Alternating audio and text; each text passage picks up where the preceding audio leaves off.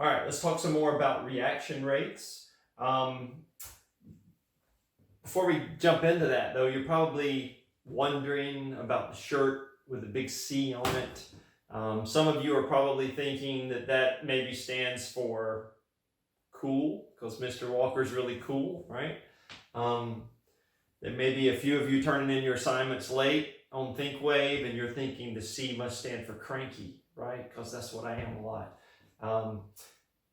And others, I'm not sure about those other two things, but one thing I can definitely say that it doesn't stand for is this is not because Mr. Walker is Captain Chemistry, okay? I mean, that's a crazy theory floating around out there, but first of all, I'm not wearing a cape, right? And I don't even have, I don't wear those cool goggles that he wears with a little black bar across the top, so I mean, that's the silliest thing I've ever heard, but Captain Chemistry, can I get your autograph? Sorry, ma'am. There's a redox reaction up the road. I must go.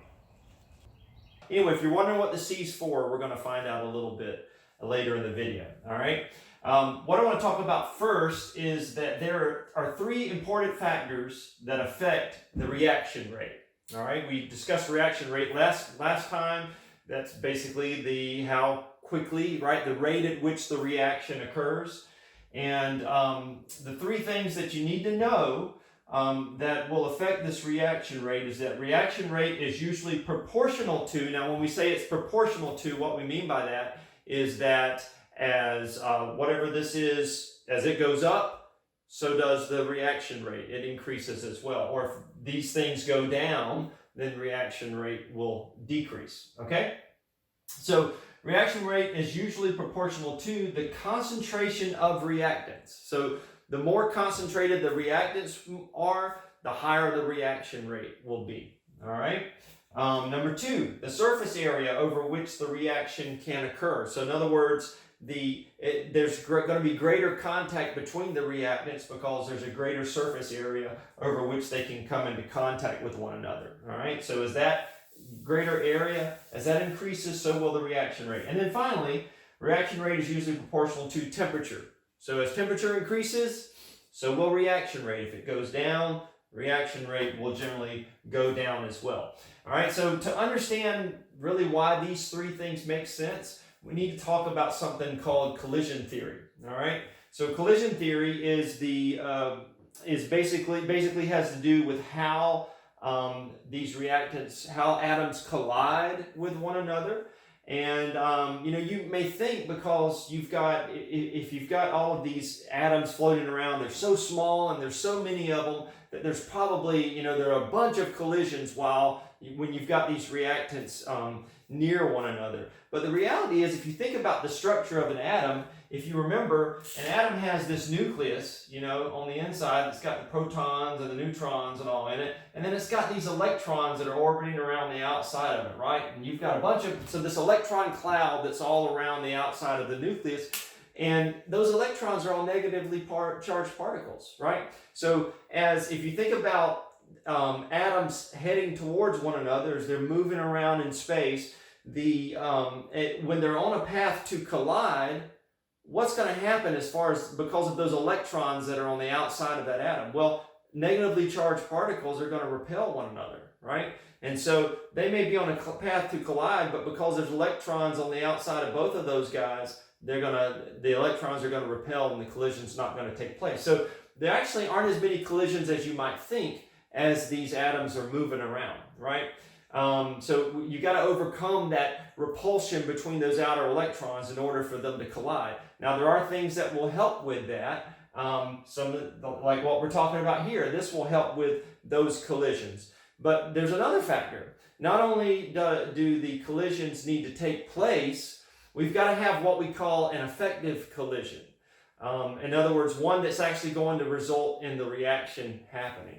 Okay, so even if you have the factors that overcome the repulsion of the electrons and the collision takes place, it's got to be a collision that matters, a collision that's effective. And so I've compiled a brief video to explain that to you, so I hope you enjoy it. Check this out.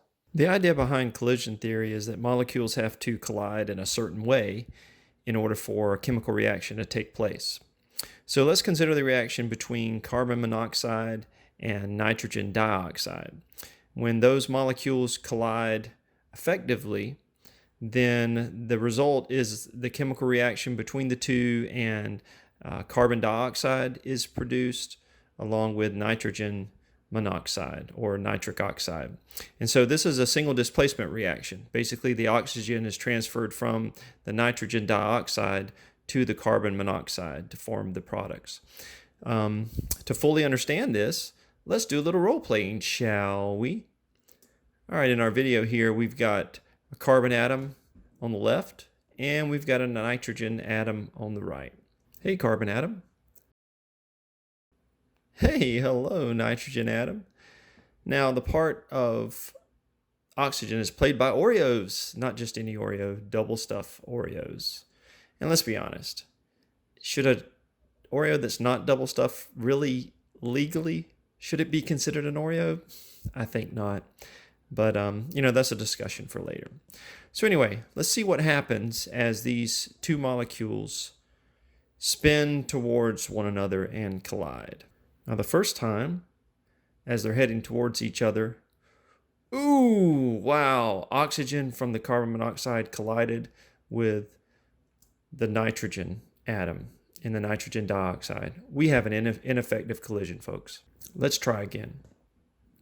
This time, carbon monoxide spins towards nitrogen dioxide and, again, an ineffective collision. An oxygen atom from nitrogen dioxide collides with the oxygen atom in carbon monoxide, and the reaction does not take place. Let's hope third time's the charm. Here we go. The two spin towards one another, and yes! We have an effective collision, and look, somebody sure is happy.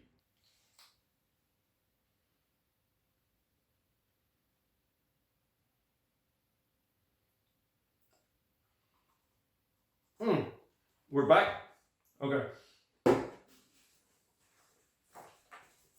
All right. So anyway, now that we know about effective collisions and ineffective collisions, this makes a little more sense, right? If you got to have an effective collision, then what do you want to do if you want the reaction rate to increase? Well, you need to increase the number of collisions, right? Because if you increase the number of collisions, you'll increase the possibility of effective collisions. And so if the concentration of reactants increases, then obviously these reactants are going to be more in contact with one another. They're going to collide more often. And so more effective collisions can occur. Same thing with the surface area over which the reaction can occur. There's an experiment in the book where you use an antacid tablet, like a Tums tablet, and one time you do the reaction with the tablet still intact, and then the next time you do the reaction with the tablet crushed up, and the reaction happens more quickly when it's crushed up. Why? Because you've got a greater surface area now over which the reactants can interact with one another. And so again, that increases the number of collisions when there's a greater surface area that these things can contact one another. And so that increases your effective collisions. And then finally, temperature. What do we know happens whenever you heat substance up? Well, the molecules move more quickly, right? The atoms are moving faster. And so the faster they move, the greater the number of collisions, the greater the chance of effective collisions. And so it makes perfect sense in light of collision theory that these factors would affect the reaction rate. All right, we've got one more video before we're done with this chapter, so I'll see you shortly.